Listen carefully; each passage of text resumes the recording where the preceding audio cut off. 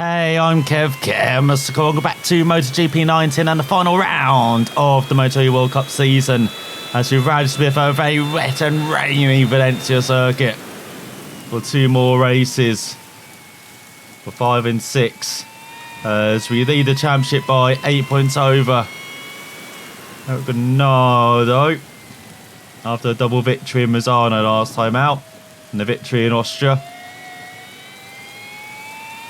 Oh man, we have never ridden in the red, I don't believe, on this bike.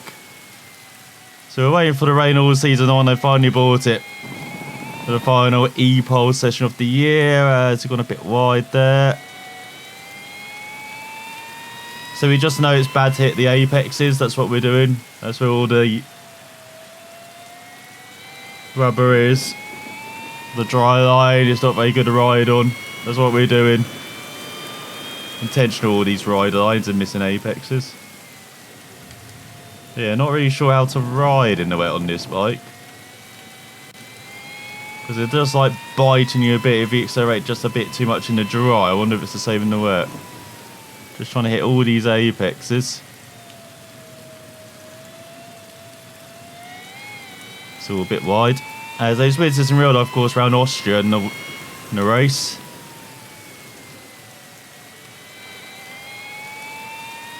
But it wasn't like this, it was actually on a drying track where it rained and then dried up. Oh, this way it's just continuous rain. I wonder what the races will be like if it's going to be rain as well. As the final corner towards the line, we're going to be way off the pace. Should be around 140.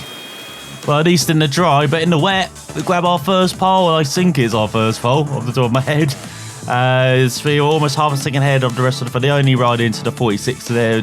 Mike DeMeggio and Alex De Angelis. So we've got Eric Granado, Jessica Rappin, Randy Pune on the second rider, Josh Hook, Lorenzo Salvadori and Kenny Foray in the top 10. Ahead of Matteo Ferrari, Sete Gibernau and Savio Simon. Then we're leads to fifth rider, Nick Tulli and Mattia Casadei. And then Nicolo Canappa leads the final row ahead of Hector Garzo and Nicholas Terol on their home races. Thankfully, it's a wet track but dry conditions for the race, so it actually is like the Austria races. That's the penultimate round of the MotoE World Cup gets underway, and we've got a shocking start compared to Mark VDS and Pramac. And so Jumper towards his first corner of this 8-lap race. Once again, it was a 7-lap race in real life. So maybe they were told that the race would be longer last than they were in real life. Let's try and hold the outside line, but the Avintil of Granado pushing us wide. Let's get a cut back on them hot VDS machine, do we? Has got Depunier behind. Not sure you where to go. Let's got Josh Hook in 9th head of Savio Simon. And then go into 3rd of Granado, but then we barge our way through as two back with Terrell over 16th. The top two get away. It's all up to 9th now, ahead of Gibernau. Home Heroes battling hard. Same for Canepa and Foray. We've got Jessica Raffin in 2nd.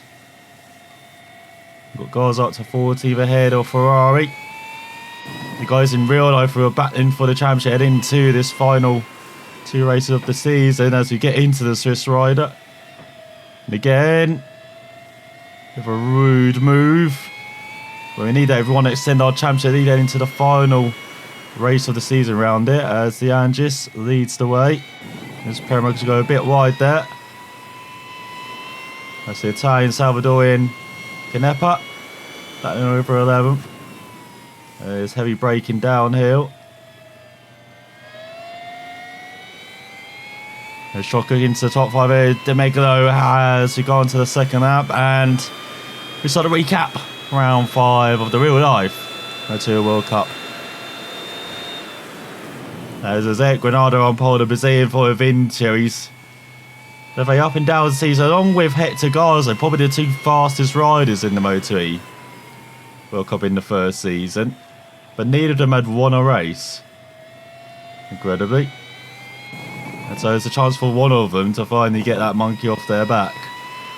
But getting a whole shot on both races was Bradley Smith having terrific starts and being very brave into the first corner. In the first race, Smith was actually putting away in the early stages. He was making a breakaway, trying to get away from everyone. As you go down, get going. Come on. I can't wait 10 years. It's on your microwave. There you go wide.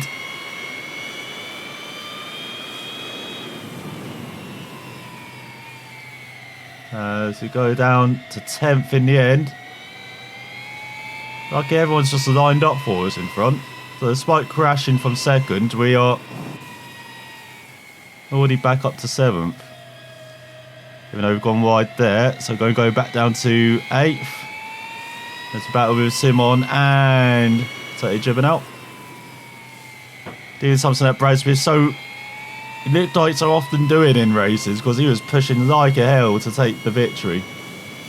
But in the first race he had a gap early on, but then Granado and especially Hector Garza came back at him, because the pole time was like a 140.6 Granado, but Garza by like the second or third out was doing 140.4s and then a 140 flat in the middle of the race to really close the gap to the top two. And the Spaniard was on a mission. We've seen that all season long as well. That was a pattern for Garza. Like, maybe not the best on the first couple of laps, but when he got into a rhythm, he was like a freight train. Sometimes that freight train derailed like it did in Austria, but yeah, very good. Right, it's a shame we won't see him in the second season on MotoE. Like, he'd be one of the title favourites along with Granado, Smith, Ferrari, Domenico, as well as Xavier Simon. Dominic Agata as well, the new riders. I really fancy Dominic to do well in these electric machines, as we get past Granado back onto the podium place. We're almost back where we were, weren't we? After that fault. There's the track drying out, and just like in Austria, actually, in real life, Bradley Swift coming alive on the drying track. Working his way up the order very quickly. And then to get past Raffin. As next season in MotoE, or this year in MotoE, he is one Swiss racer for another. So we won't see Raffin, but we'll see Agata on the Dynavolt. As they're very excited to see the veteran Moto2 rider on one of these machines. Reckon they will suit him. There's hello Raffin. As they may go up to 4th ahead of Granado. As onto the 4th lap, we're back to 2nd. As, oh my god, we're doing 42s while they're doing 43s. No wonder we've managed to slide through the field so quickly. Just got to be careful on the brakes. This is our biggest issue in the wet compared to the dry. Like, where it moves like that as Raffin just dives down our inside. Okay, we'll take that back. But on the brakes, we're maybe a bit more cautious of actually accelerating out of corners in the dry. And the wet is all about the brakes and making sure we don't lose the front and brake too much. Again, the power down is not that hard, I would say, in the wet in comparison, because you're always going to be gently feeding it in comparison. But back to real life. Yeah, as we're about to overtake the Angers for the lead, it looks like. You can keep it up, right? Very close to going down there. So we're making a move into this right-hander, shall we? Not quite. There's the veteran Grand Prix racer, Keel's on to the lead for Pramac. Then Bradley was also a veteran Grand Prix racer, test rider for Aprilia, possible race rider for Aprilia, depends what Amazon Drain and only if his go against his doper ban is successful.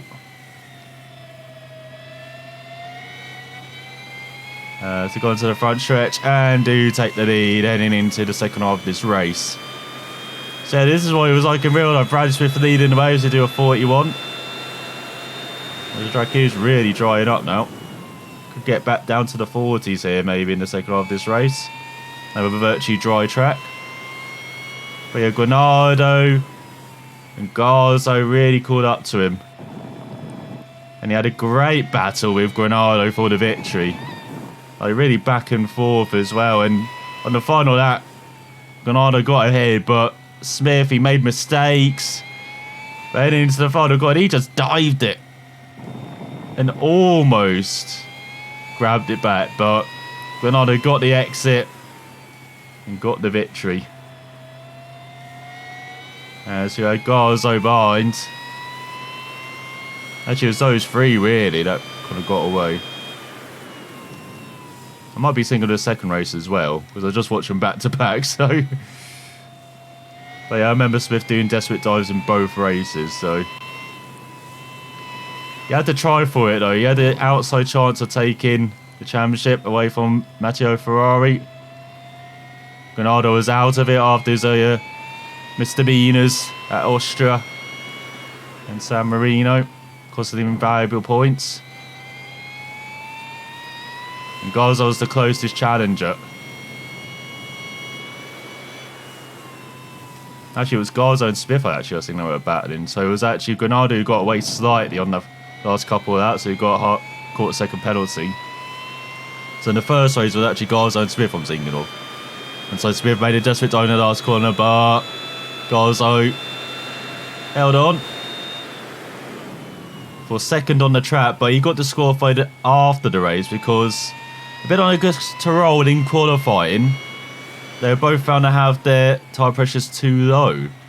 So in the end, Tyrrell started from the back on the grid, and Garza was disqualified from the first race. Effectively ended his championship there, when he actually caught up slightly on Ferrari, and we could have had a slightly interesting kind of championship heading into the final race, where he was actually 12 points behind Ferrari heading into that race before the disqualification. Instead, Bradley Smith was 20 points behind Ferrari, and they're the only two riders who could have won the championship heading into the final race of the season. So in the end, Smith did get second. And Granado with Ferrari behind in third, fourth on the racetrack. He just didn't have the pace of the top three. And he was running around with Alex De Angelis and Xavier Simon, and in the end beat out the Belgium for what in the end was third. Xavier Simon getting a nice fourth after his mistake on the opening lap. And Massano really did cost him points and cost him his chance at the championship. That's the thing with it being only 6 races. He virtually had to get a result in every race to win the championship, and only one man did it in the end. As we go through the final corner, heading on to the penultimate lap. So yeah, De Angelis ran out the top 5 ahead of Nico Capena, and then Jessica Raffin, Josh Hook, and Matteo Casadei. With Mike Demeglia rounding out the top 10. The Frenchman just slightly disappointing, but having a cracking battle with that midfield. We saw the likes of Sete Gibernau insert themselves into there as well. Of course, Romeo Nicholas Tyrrell. He only got up as 13th in the end behind Randy Depugne. And then Maria around 14th, Lorenzo Salvador in 15th, and Lucas Foray in 16th in the end. So I'm a bit all over the place, aren't I? As no one actually retired from that first race. Of course, we only had the disqualification of Garzo. As we were meant to have Lucas Matthias Amatus,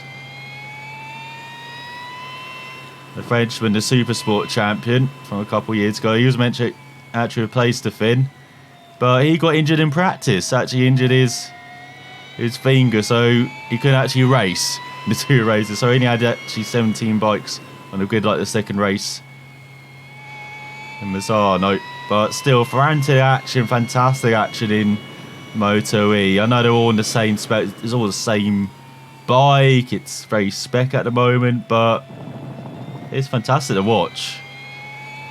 Means you have some close racing, great racing as well.